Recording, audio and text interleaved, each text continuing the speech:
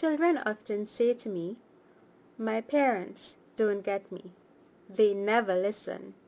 They just don't understand." Interestingly, parents usually say to me, "My child doesn't appreciate how much I do for him. He never listens to me. He just doesn't understand." I find it fascinating that both parent and child have similar concerns and feelings in their relationship. They both think they're not being heard, they both think the other doesn't get them, and they both think that they're not being understood. When you evaluate this relationship, or any relationship where we usually have struggles, you would find that the source of this struggle is never a lack of love. There is usually a lot of love, but the source of the struggles are usually a lack of understanding.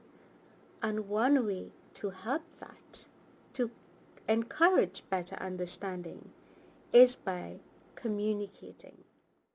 Here are 5 tips for communicating better with your parents. The first tip is in trying to see the situation from their point of view. Even though it may not seem like it, a lot of the limitations our parents put on us comes from a place of love and concern and even protectiveness. So if you can understand this from their point of view, it does help you communicate better with them. The second suggestion is addressing their concerns honestly, and furthermore, coming up with mutually acceptable compromising.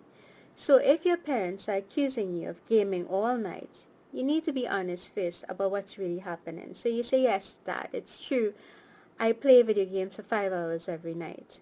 And then from there, come up with a compromise that can work for both of you. And you may have to discuss this with each other. You can offer something like, "How about if I do 2 hours of studying during the day, or 3 hours of studying?" You can come up with something that's acceptable. "Can I then play games for 2 hours, 3 hours?" Again, you have that discussion with your parents, but offer a compromise that can work for both of you. The third tip is to not go on the defensive. It is very easy to become defensive, especially when you feel as though your parents are taking away all your fun activities. You want to get aggressive and defensive and say, "You're always on my case," etc., etc. And you will know from past experience, it never goes well in any conversation. Again, between you and your parents, you and your brother or sister, in a romantic relationship, in a friendship, it never goes well when we get defensive. So try as much as you can, not to go on the defensive, and listen to what they're saying so that you can understand where they're coming from.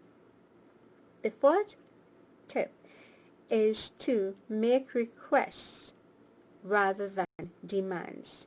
So if you say to your parents, "I want my phone back right now," that never works. I'm sure you're nodding and saying that's right, it never works. Demands don't work. Even in friendships and most relationships, demands don't work. So what you try to do is you try to form requests rather than demands. Say, "Is it okay if I can look at television now? Is it okay if I can do this? Can we do this instead?" And when you phrase it like that, instead of a demand, you're more likely to get a successful response. The final tip is making "I" statements instead of "you" statements. And this goes for conversation in any relationships. When we start saying, "You do this, you do this, you make me feel like this, you that," it does not go well, because then the other person feels like they need to get defensive.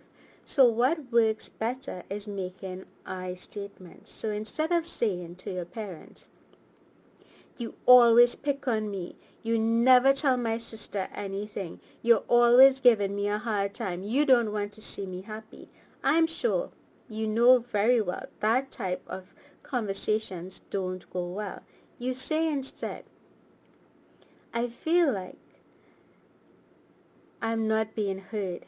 I feel like my opinions aren't being valued. I feel like I am unworthy, I am unloved. You understand? So change your language to I instead of you, and the conversation has a higher probability of going in a positive direction. There are many other communication tips, so be sure to look out for more videos on this topic. I have just shared 5 here today, and I hope these tips help you have healthier conversations with your parents. Thank you for supporting these videos and sharing them. Until we meet again, take care and bye-bye.